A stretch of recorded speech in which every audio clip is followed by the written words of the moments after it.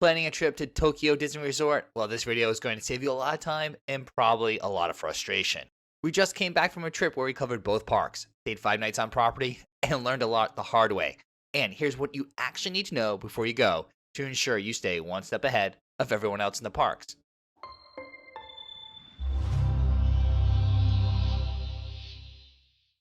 Welcome aboard. I'm Don B from Eat Sleep Disney. Now, we're going to cover a lot in this video, from booking, how the parks function, hotels, dining, and what to prioritize. So feel free to jump around. This is the all-encompassing guide to Tokyo Disney Resort we wish existed before our trip. Like Disney World, Tokyo Disney Resort is a full destination. There are 2 theme parks, several Disney-owned hotels, plus dining and shopping, but there's also a booking process unlike anything you've dealt with before. Now, the 2 parks are Tokyo Disneyland and Tokyo DisneySea. If you're just starting to plan your trip, you definitely need at least 1 full day in each. Don't let anyone else convince you otherwise. Tokyo Disneyland will feel somewhat familiar if you spend any time at Magic Kingdom. There's a castle, there's themed lands. Some of the rides will look like things you've seen before, but don't let that fool you. The attractions here are unique that make this park absolutely worth at least 1 full day. Now, Tokyo DisneySea is something entirely different. It's built around a central Mediterranean harbor and divided into 8 theme ports, each with their own visual identity, own atmosphere, and own story. And it's widely considered one of the best Disney parks in the world. After going ourselves, we'd have a hard time arguing against that. DisneySea is also home to Fantasy Springs, the resort's newest expansion, which opened in 2024. But don't worry, we'll dive deeper into each theme park later in this video with our insider tips and tricks. Now, here's one thing that catches a lot of people off guard. There's no park hopper option at Tokyo Disney Resort. So if you want to visit each park on one day, you need to purchase 2 separate tickets. Now, the one reason you need at least 1 day per park are the crowds. Unless you've been to Magic Kingdom on a peak summer day or like Christmas, you may not be ready for what you'll walk into at Tokyo Disney Resort. Wait times of 2 to 3 hours for the most popular rides are completely normal any day of the week. Guests line up outside the gates for hours before the park opens, and parade spots get claimed well in advance. So this is not a reason to avoid this trip, it's just a reason to go in with a plan, and that's exactly what we're going to give you in this video. That way, when you're going through the process, you can avoid some of our mistakes. So let's talk about booking. First thing you need to understand is you can't book this trip the way you book Walt Disney World. Unfortunately, most travel advisors in the US will not be able to book a stay at a Tokyo Disney Resort hotel or any of the packages. You have to book directly through the official Disney Resort website, and that's it. Now, the website can be slow. It took us literally hours to book our reservation, but it's completely doable. Listen, we could do it. You can definitely do it. And given the nature of the packages, we actually had 3 separate reservations for a 5-night stay. While there are several off-property hotels, we highly recommend you stay on site and opt for a Disney vacation package instead of purchasing hotel and tickets separately. This will give you a huge advantage and save you hours of time, although honestly, it probably really won't save you any money. Similar to purchasing a package for Walt Disney World, a vacation package bundles your hotel stay and park tickets together. But that's just the start. It also includes pre-booked skip-the-line attraction passes for select rides, breakfast voucher for your hotel restaurant, a beverage ticket for unlimited non-alcoholic drinks throughout your park days, which is a huge benefit, popcorn bucket, and an exclusive merchandise item. On top of that, it gives you the ability to lock in dining reservations at the time of booking before they open to the general public. The real value isn't necessarily cost savings, because to be honest, we spent over $1,000 per day on this trip when you factored in all the costs. The value is in guaranteed ride access. For the most in-demand attractions, especially in Fantasy Springs, it can be the difference between riding and a 2.5-hour wait. We found the vacation package absolutely worth it, even if we didn't take advantage of all the perks, like early dining reservations. Now, when reviewing the vacation packages, believe us, it's not you. They are super confusing. They're sold as either a 2-day, 1-night, or a 3-day, 2-night stay. You can actually book back-to-back packages, which is what we did, or you can add additional hotel nights and separate park day tickets on top of your package. In practice, you'll likely need to tack on at least 1 extra hotel night or 2, regardless of what package you choose. So along with the number of nights and park tickets you get, there's also 3 package tiers. Now, the main difference between them is how many skip the line attraction passes are included. So let's talk about that for 1 minute before we get to the parks. Again, like a lot of things in Tokyo Disney, this is a little confusing. There are actually several different pass types with similar names, all operating at the same time and all managed through the Tokyo Disney Resort app. First is Disney Premier Access, or DPAs. This is the closest equivalent to an individual lightning lane at Walt Disney World. You purchase a DPA pass for a specific attraction and return window. You can hold one DPA at a time, either after an hour has passed or after you've used your current one, whichever comes first. You can also purchase the same attraction twice if you want to ride it again. On a busy day, you can realistically get 2 to 3 DPAs before the most popular ones sell out, often more if you're strategic about it. During our time there, a DPA costs between 1,500 to 2,000 yen per person.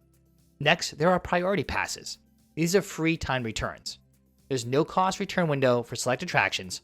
You also book this through the app. The catch is that they're limited. They're available on a first come, first served basis, and on busy days, they disappear fast. Secure these early. And during our experience, the most free priority passes we were able to get in one day was 2.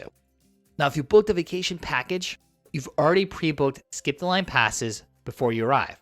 You know going in which rides you have guaranteed access to, at which time, and that takes enormous pressure off your first hour in the park. You can then stack additional DPAs or priority passes on top of them throughout the day if you want. Certain shows and experiences require you to enter a free lottery, known as an entry request. You can do this in the app once you're in the park. If you're selected through the lottery, you'll be assigned a guaranteed seat. And I do mean assigned. You get a specific row and seat number. Now, you don't have to pay anything for the lottery, but if you do not win the lottery for a particular show and time you select, you're unable to try again for a different show time. However, separate from rides, there are also DPAs for shows, which means you can actually pay to see a show. There are also DPAs for reserved seating for parades and nighttime spectaculars, which are running separately, so you can have a DPA for both a show and a ride at the same time. Now, all of this wouldn't be possible without the Tokyo Disney Resort app. So as we mentioned earlier, you should definitely download the app, and we suggest playing with it a little bit before you leave. Along with passes, you'll also need the Tokyo Disney app to review menus, mobile order, check wait times, and look at park maps. All right, let's get into the parks, and we're starting with Tokyo Disneyland. Now, here's one thing most Walt Disney World veterans get wrong about this park. You walk in, you see the castle, you see Tomorrowland, and Fantasyland, Adventureland, and your brain says, I know this place. And then you ride Enchanted Tale of Beauty and the Beast, and you realize it's completely different. Don't underestimate this park. It rewards people who show up prepared. Now, the Enchanted Tale of Beauty and the Beast is arguably the most popular attraction in the entire resort. And for good reason. It's an immersive dark ride through the whole world of Beauty and the Beast that stretches across an enormous footprint with some of the most sophisticated ride technology in any Disney park globally. This should be your top priority if you have a vacation package and do get premium passes. In fact, we'd recommend getting premium passes and still riding it again if you're a fan of Beauty and the Beast. But if one and done is enough for you, make sure you have the vacation package attraction ticket for Beauty and the Beast and then head somewhere else. If you don't have a vacation package, head straight to this attraction at Road Drop, or head somewhere else and then purchase a DPA. Once you've got Beauty and the Beast handled, there are still plenty of other attractions that deserve your time. Pooh's Honey Hunt is a ride many Americans have not heard of or assume it's similar to the version at Magic Kingdom. While a couple of scenes might seem the same, believe us, this is a completely different ride. Pooh's Honey Hunt is a trackless dark ride where your vehicle moves independently and unpredictably through each scene, like Mickey and Minnie's Runaway Railway in Hollywood Studios. It's far more impressive than you expect going in. It also has high demand, so prioritize it early, or select this as your first 40th anniversary free priority pass, or select it as one of your vacation package passes. Monsters Inc. Ride and Go Seek is an attraction that doesn't exist anywhere in the US. It's an interactive dark ride where guests use flashlights to scare hidden monsters throughout each scene. Fun for everyone in your group, and certainly worth prioritizing as a 40th anniversary priority pass. One of the most popular rides, with easily an hour to 2 hour waits throughout the day, is Happy Ride with Baymax. This Big Hero 6 theme ride is set to an original upbeat soundtrack. Think alien swirling saucers at Hollywood Studios, but more fun and more interesting. It's unique to Tokyo Disneyland, so worth experiencing at least once. Now, surprisingly, or maybe not surprisingly, this is a Disney Premier Access. Now, we don't think it's worth paying for it necessarily, but if you do have a vacation package and you want to see what all the commotion's about, consider using one of those passes for this attraction, or rope dropping it and priority passing other attractions in the park. And of course, there's Big Thunder Mountain Railroad. And yes, it's a version of a ride you've done before, but still one of the most popular attractions in the park, and it's great. So don't talk yourself out of doing it. Once you walk through that list, there are a few more things that are definitely worth your time, if it allows. It's a small world here, has Disney characters interspersed throughout. A small but fun twist on the classic, and actually it currently has a Marvel overlay, featuring Groot and several Marvel characters. So you might have rode this one twice. There's also the last remaining original version of Splash Mountain. There's also the Enchantique Room, which features Stitch, and this one divides the fans. I particularly liked this version featuring Stitch, while others miss the iconic classic version you find at Disney World and Disneyland. Now there's never a long wait, so check it out and decide for yourself. And Cinderella's Fairy Tale Hall is a walkthrough attraction inside the castle where you can even try on a glass slipper to see if it fits. And personally, for me, no trip would be complete without a stop at the Jungle Cruise or the Pirates of the Caribbean, even if you can't understand half of the attraction. Now on to the entertainment.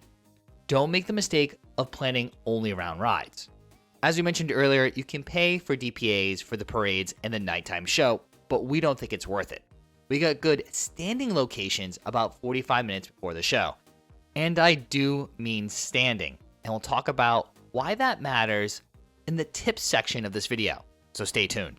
Tokyo Disneyland has a popular daytime parade, Harmony in Color, and it's full production, worth staking out a spot for early in the day.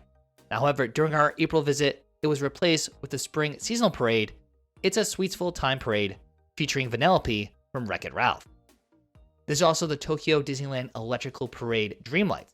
It's a nighttime parade. If you have any nostalgia for the original Main Street Electrical Parade, this is everything that it was and more. Floats covered in millions of lights, a beloved soundtrack, and a runtime that puts Magic Kingdom's current nighttime parade to shame. And there's Reach for the Stars, the nighttime spectacular with projections on the castle, fireworks, and pyrotechnics. It's a great way to close out a Disneyland evening. Depending on when you visit, typically right before Reach for the Stars, there's a shorter 5-minute fireworks show called Sky Full of Color. So don't confuse the two. And honestly, Sky Full of Color is actually visible from both Tokyo DisneySea and Tokyo Disneyland. So you'll have at least 2 chances to catch this short fireworks show during your trip. And if you can get the entry request for Mickey's Magical Musical World, do it. We did it, and it was one of the highlights of our Disneyland day. It's a large-scale live stage show, impressive production, assigned seating. Enter the lottery the moment you're through the gates for your desired time. 1 full day in Tokyo Disneyland is doable, 2 is even better. Okay, Tokyo DisneySea. Tokyo DisneySea is unlike any other Disney park in the world. It's quite simply beautiful.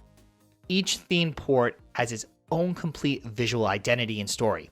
The theming, the atmosphere, the level of detail, it's operating at a different level than anything you'll experience at other Walt Disney World resorts.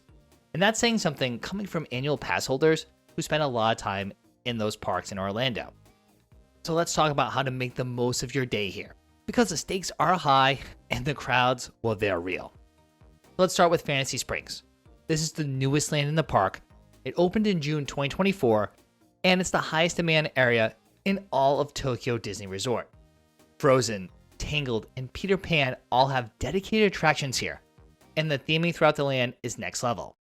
This is where everyone is heading, and you need to plan before you walk through that entrance. How you approach Fantasy Springs depends on your situation. If you're staying at a Hotel Maracasta or the Fantasy Springs Hotel, you have happy entry into DisneySea. Use those extra minutes to get into Fantasy Springs before the crowds catch up.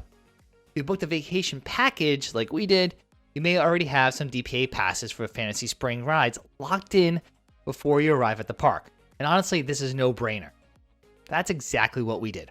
Our vacation package included DPAs for all 3 Fantasy Spring attractions, which meant we weren't scrambling at rope drop. We walked in knowing those rides were already handled. that alone made the vacation package worth it for DisneySea Day. Now, if you're in neither of those situations, so you don't have happy entry from one of the DisneySea hotels, or you don't have a vacation package, attraction tickets pre-booked, we recommend you road drop either Journey to the Center of the Earth or Soarin', which are both popular and both closer to the main gate. Then once inside, purchase a DPA for Anna and Elsa for late morning. After an hour in the park, you should be able to purchase another DPA. This one's for Rapunzel, for either an hour before or after Anna and Elsa. From our experience, those were the two rides in Fantasy Springs with the longest wait. If you time things right and you're there late morning or early afternoon, Peter Pan's flight should have a modest wait. Anna and Elsa's Frozen Journey is the crown jewel of Fantasy Springs and consistently one of the longest waits in the entire resort.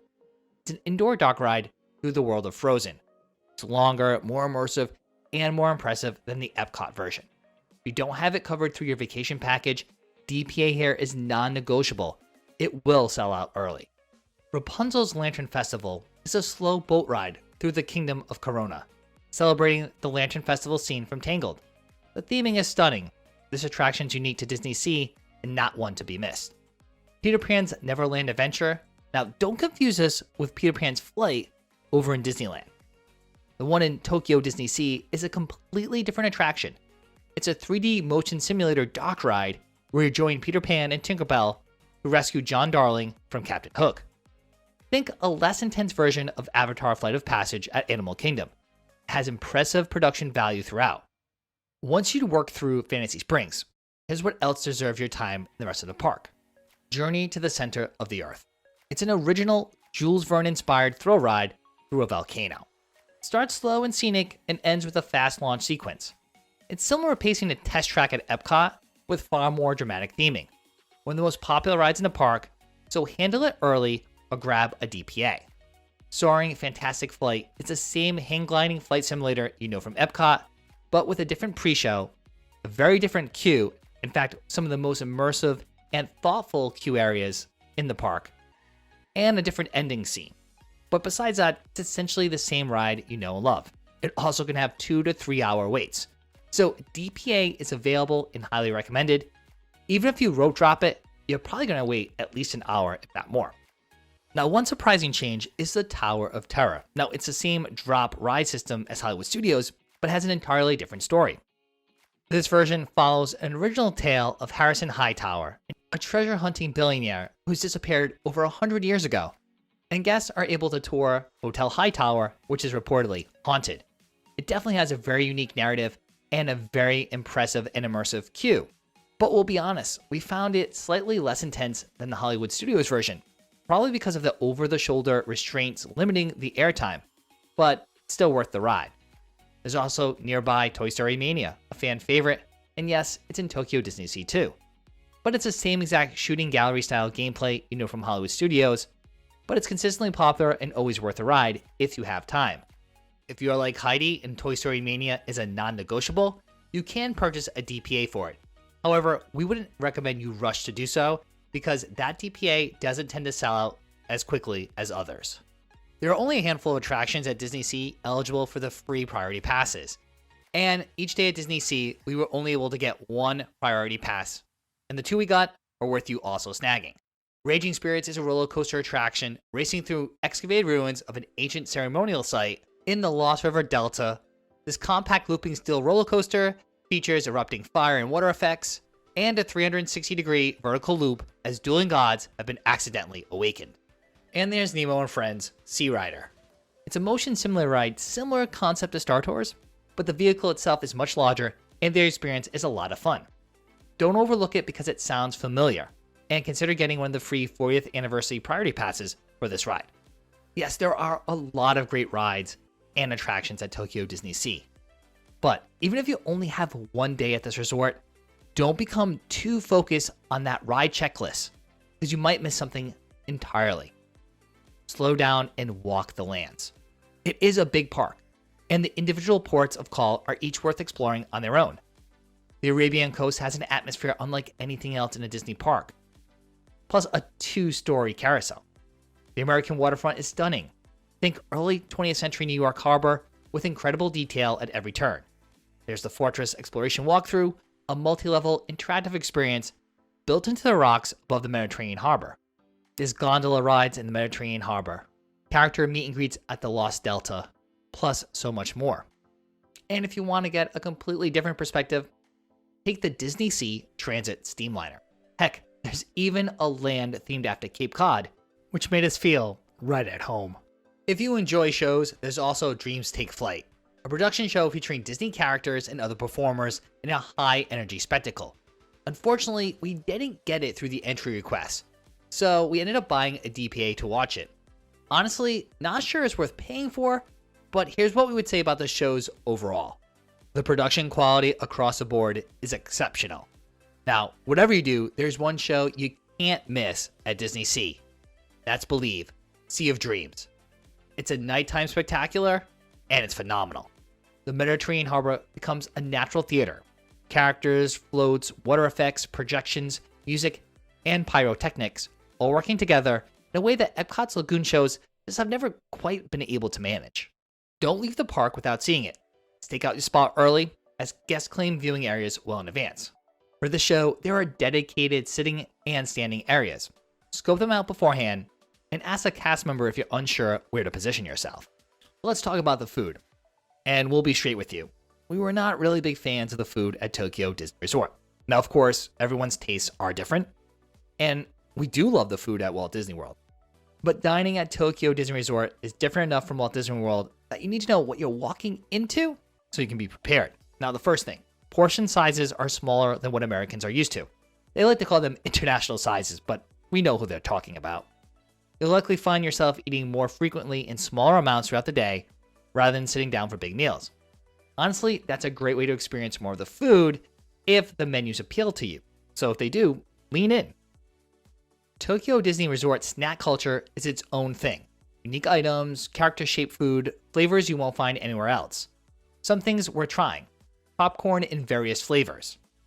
While they have classic flavors like caramel or salt, I was a fan of the black pepper, the soy sauce and butter, but I wasn't adventurous to try some others like curry or garlic shrimp flavor. There's of course Mickey churros, Mickey hand bao buns, Mike's melon bread, gyoza dog, and the tiramisu ice cream sandwiches. Budget for these, as they are generally worth it. For quick service, a few spots we tried were okay.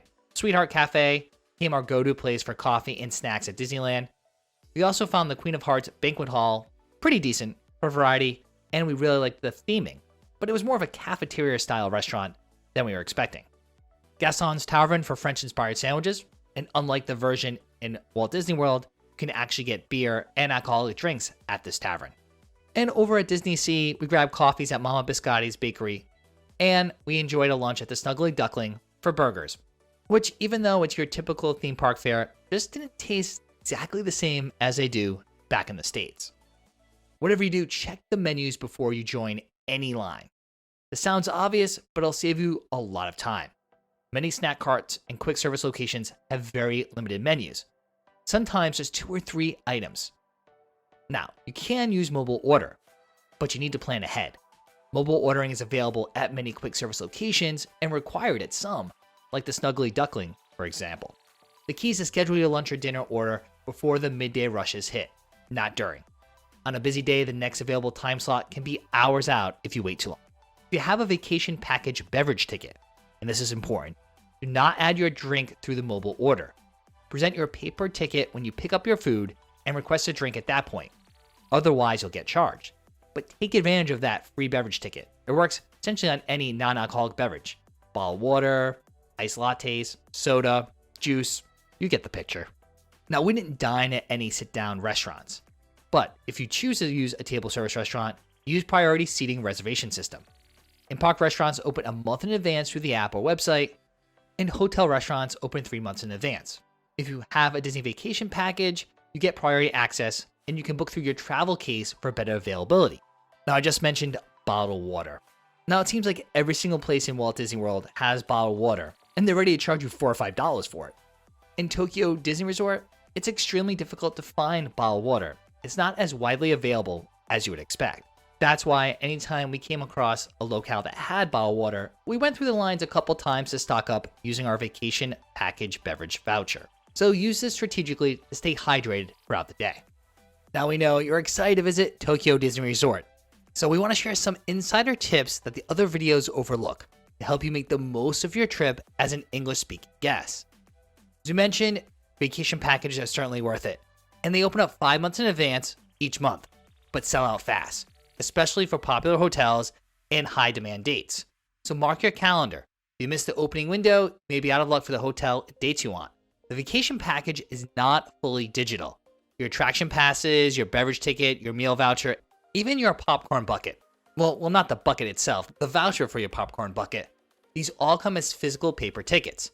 The only items that load to the app are your actual park ticket, and you still have to scan those. So you'll be carrying a stack of paper every single day if you have a vacation package. Don't lose them. There are no replacements. That's why we recommend using a cruise lanyard to organize everything so they're safe and easily accessible throughout the day. Now, if you purchase a hotel-only package, keep in mind that you can buy tickets at your Disney hotel, even if they're sold out online. This is a real advantage during peak times like cherry blossom season or other high-demand areas. Now, we had no issues with our credit card, but if your credit card gets declined on the Tokyo Disney Resort website, which does happen to a lot of Americans, Klook is a reliable alternative for purchasing tickets. So it's good to have a backup just in case you need it. Now, perhaps one of the most disappointing ones is that there's no Wi-Fi inside the parks. And since the app is essential for everything, DPA purchases, entry requests, mobile ordering, checking wait times, you need a data solution before you leave the US. Now, we opted to get an international data package through our cell phone carrier, so you can investigate those options. Or you can pick up a pocket Wi-Fi device at an airport. Either one of these works. What doesn't work is assuming you'll figure it out when you're already in Japan. And as a backup, make sure to take screenshots of your DPA passes, your attraction return windows, and your dining reservations throughout the day. Even if you have internet from one of those options, connectivity once you're in the parks can get spotty. Having those offline copies prevents a frustrating moment at the priority access entrance. Now, of course, Disney veterans know that you need to get to shows and parades early. But at Disney Tokyo Resort, guests take that to another level, and they also do something that you might not expect. They sit on the ground. In fact, many bring small blankets or mats to claim their spots well in advance of the show. And we're not talking just the front row, we're talking rows upon rows lining the parade route.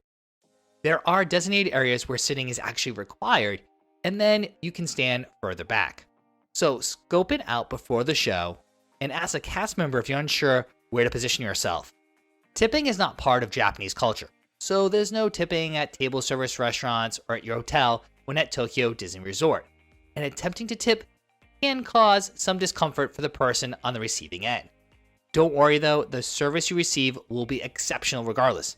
Honestly, it was some of the best service we've ever experienced anywhere. So let's talk about hotels.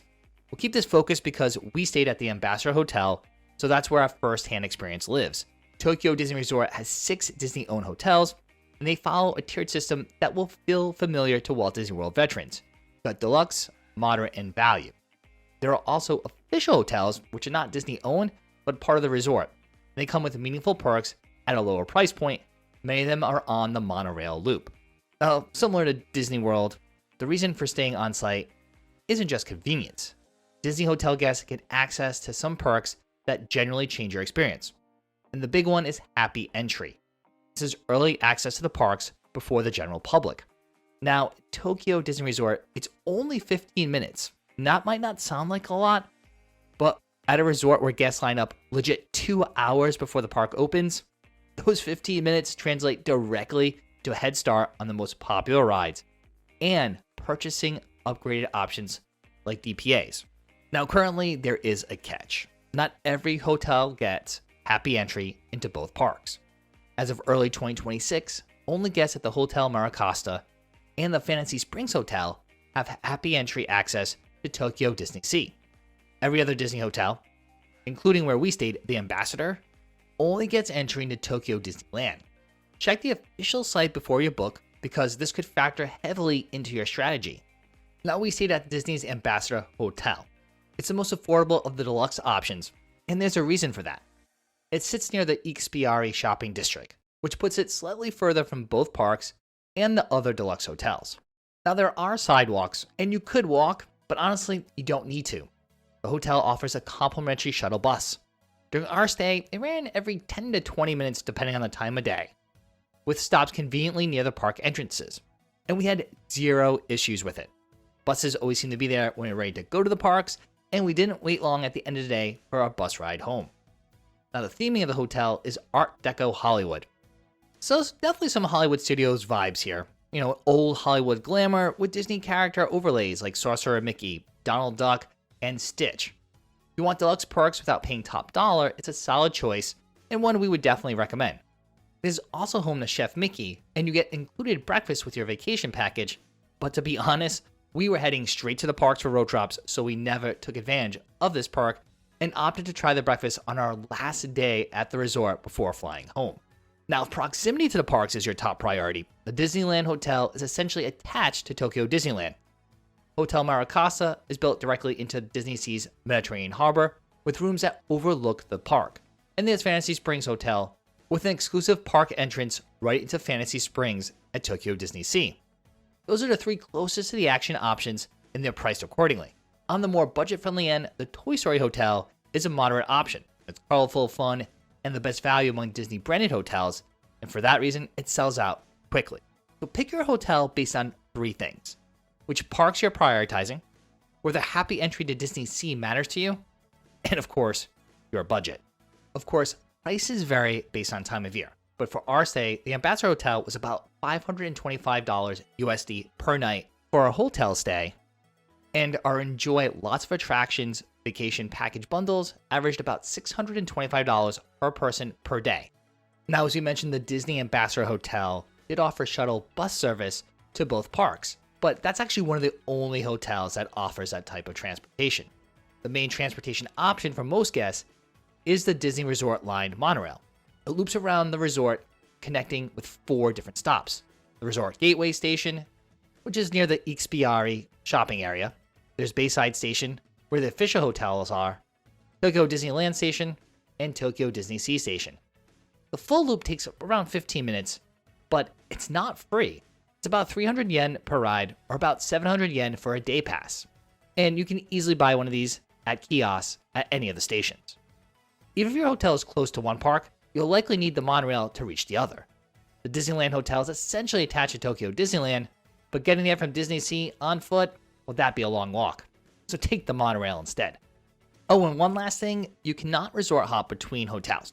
There's security outside most properties, and they won't let you in unless you're a guest there.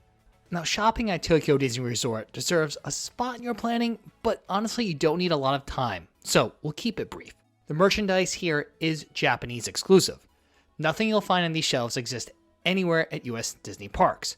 There are character items, limited releases, and seasonal products.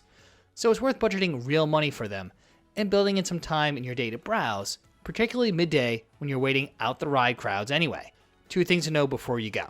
Sizes run 1 to 2 sizes smaller than American sizing.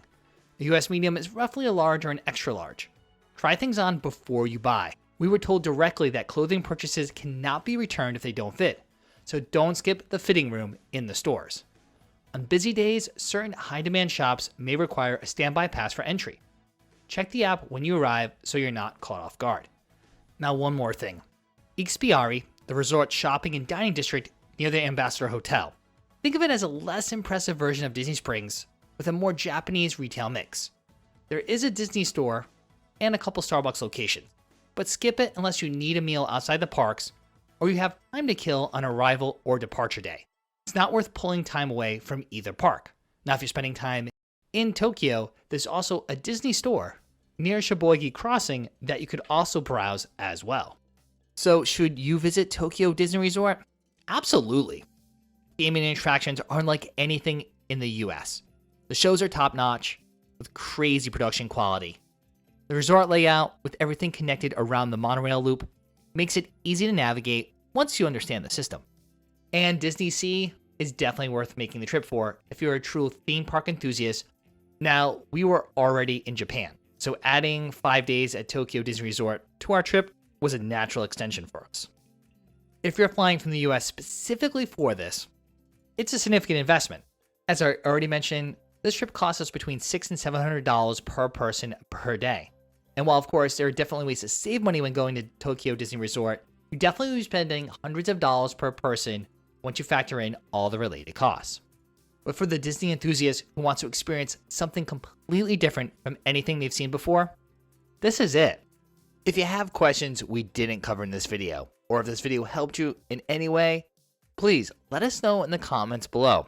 And of course, we have plenty of other Disney tips and advice videos right here on YouTube to help you stay one step ahead of everyone else in the parks.